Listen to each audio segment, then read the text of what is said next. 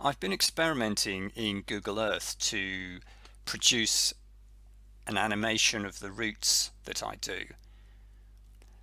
Basically, do this by downloading a GPS tracker onto my phone, which the files from that can be saved as GPX files, and then those files can be imported into Google Earth. And then there's various routines you can use in Google Earth, which will turn that into a track, and you can change how you want it to look.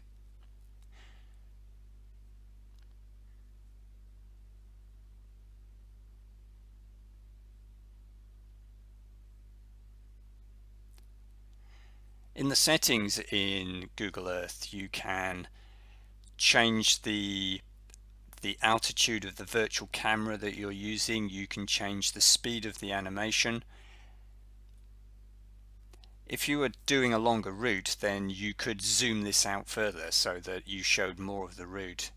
You could speed up or slow down this animation as well. This one, for example, is running at 15 times real time.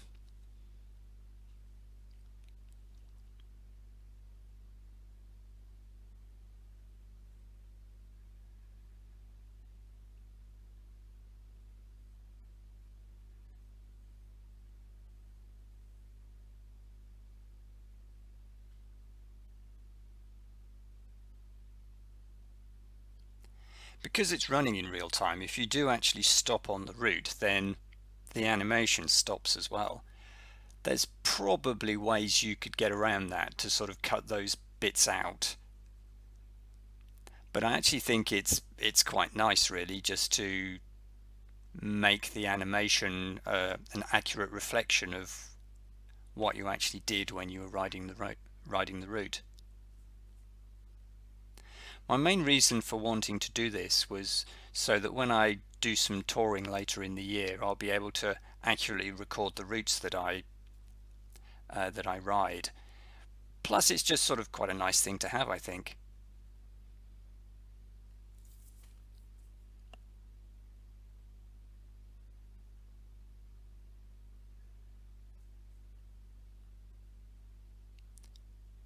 Once the route is finished in Google Earth, what I then do is I run it through a video editor, and the video editor I use is just the standard Windows video editor that comes with, in my case, Windows 10, which I find works absolutely fine.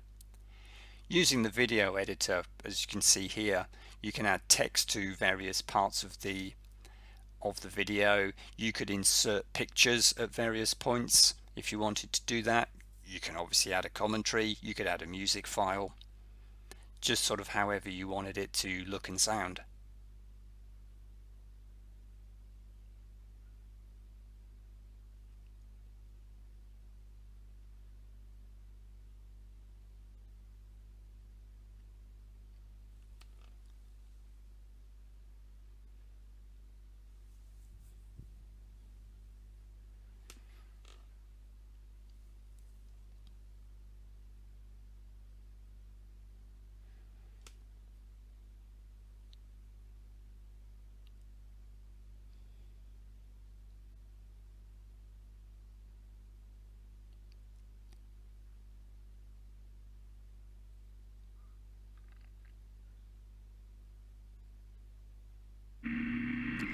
Right, so on to the ride itself then.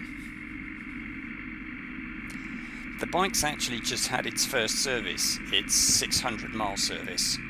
I've owned it since November, but I've been kind of restricting the mileage because I didn't want the annual services to fall due in the middle of winter every year. So I was trying to sort of save it up so that it would be mid to late March for when that actually fell due.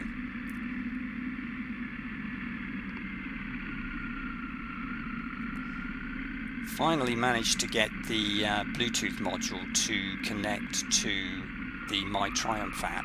Before, I'd been completely unable to do that on this bike, even though I could get it to work perfectly fine on my other bike, the Speed Triple.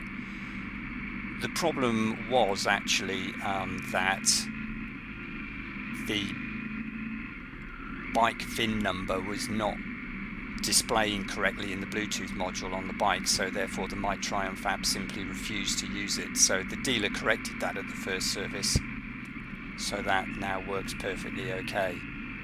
As soon as I got the bike home, I tried to reconnect it again using the My Triumph app, and it just worked straight away. So I do now have access to the onboard sat-nav, which is sort of being displayed on the screen here. Reality is it's not actually a very good sat-nav that's built into the bike. It's just a turn-by-turn instructions, and so if I am actually on a longish route, I would always use my phone anyway as a sat-nav device rather than the bike's onboard stuff. But as a basic sat-nav, it works perfectly fine.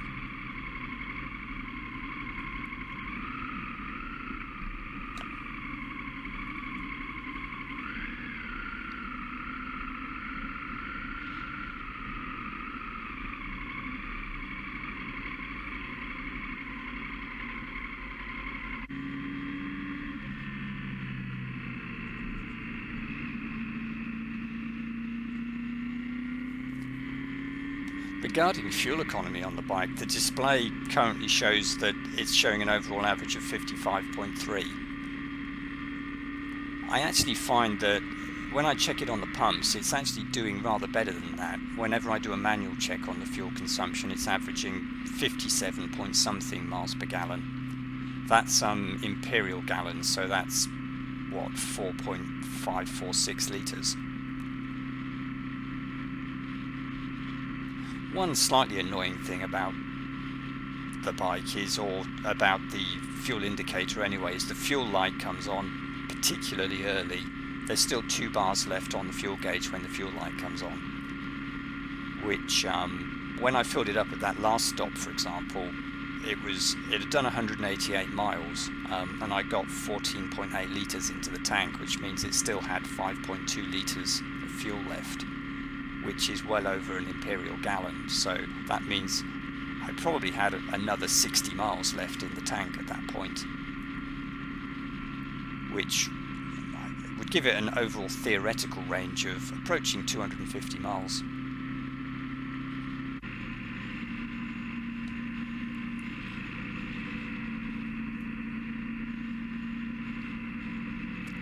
Recapping on why I decided to add the Tiger to the Speed Triple that I already had, it was because I wanted a bike that I could actually do some touring to, that was more comfortable and had a bit more weather protection on it than the Speed Triple has. Also, it's a bike that you can fit luggage to as well, so makes it much easier fitting panniers, top box, etc., rather than trying to strap soft baggage to the Speed Triple, which really doesn't have a lot of room on it. Plus, it's a more comfortable ride on the Tiger as well. Much more upright seating position, plusher suspension. I've never been a huge fan of the styling of adventures type bikes, but the Tiger has certainly grown on me. I do think it's, as adventure bikes go, I do think it's sort of ruggedly handsome, I suppose.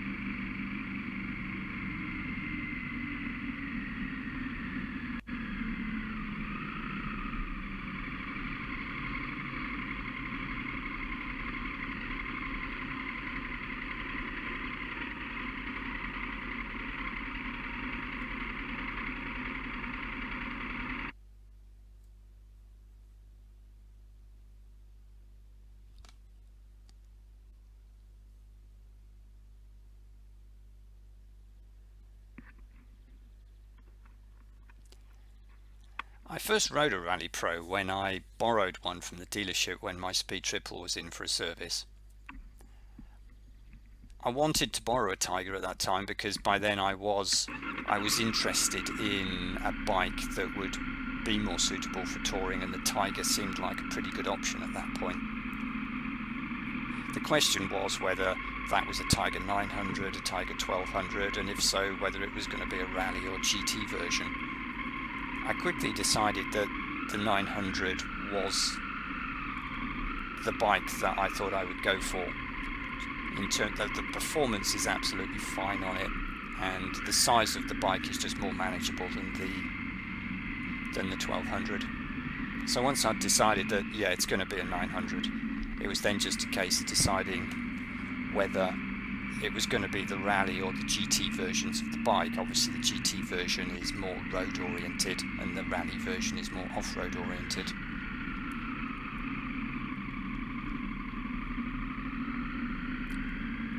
I was interested to find out how compromised the rally version would feel on the road, given that it has the 21-inch front wheel, the relatively skinny front tyre. It has longer travel, softer setup suspension. It's a taller bike than the GT. But when I first test rode it, I was immediately pleasantly surprised by it. The handling on it was absolutely fine. Grip levels just seemed absolutely fine as well. Quite a confidence-inspiring bike, in fact.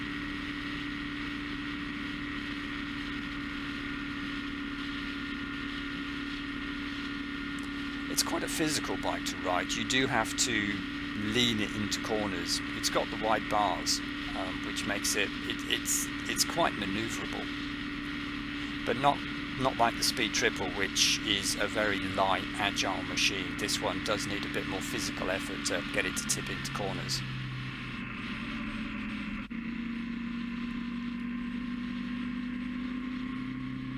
But performance for overtaking I found to be absolutely fine on the 900.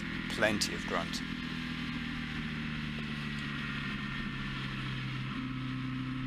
So when I returned the Rally Pro to the dealership following my day on it, while my Speed Triple was being serviced, I was really quite pleased with the outcome of that, because I've always preferred the looks of the Rally over the GT. It was just a case of how it was going to ride on the road that was really going to make the decision, and I was perfectly happy with how it had ridden.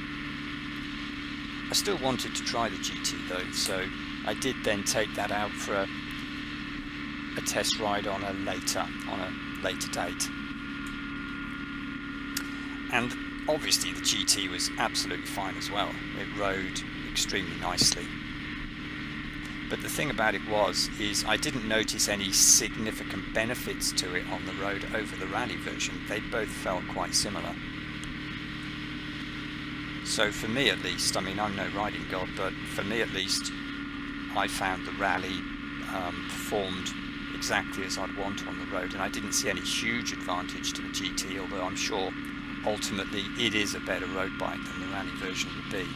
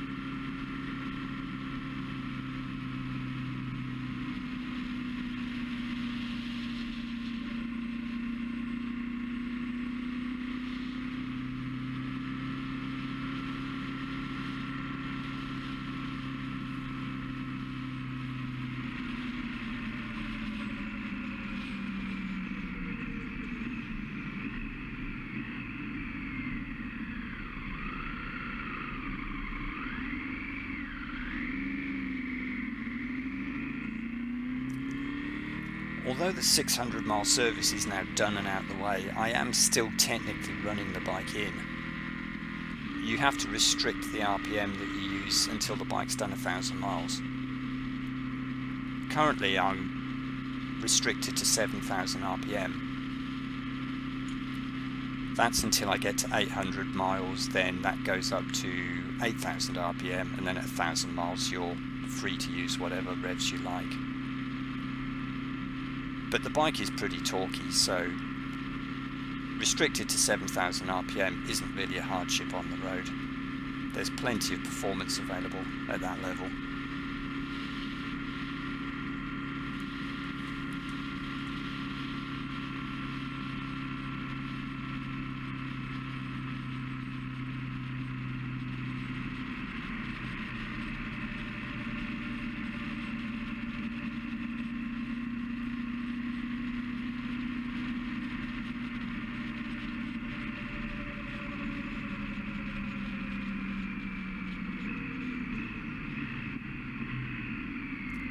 This is one of my usual stop-off points when I'm out on a ride.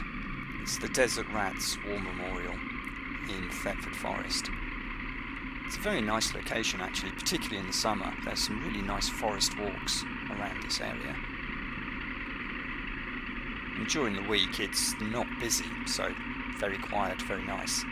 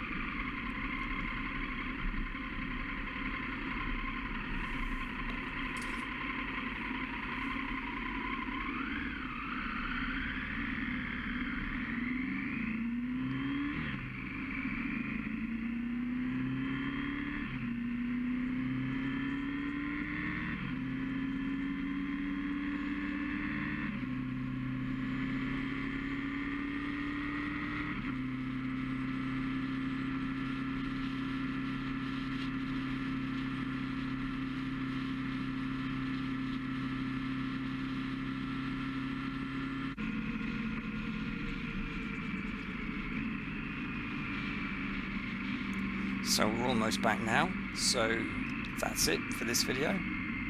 Thanks very much for watching. Bye for now.